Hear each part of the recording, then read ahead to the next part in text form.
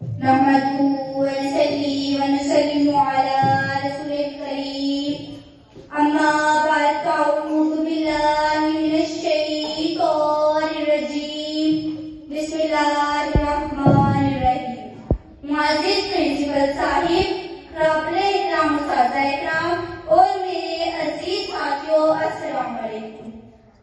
میرا نام انشا ہے، میں ہشتم جماعت میں پڑھتی ہوں۔ میرے اسکول کا نام doctor Abdul Qadeer Khan model school ہے۔ آج مجھے جس موضوع پر اظہار خیال کرنے کا موقع ملا ہے اس کا عنوان ہے یوم پاکستان، عزم اور اتحاد پر۔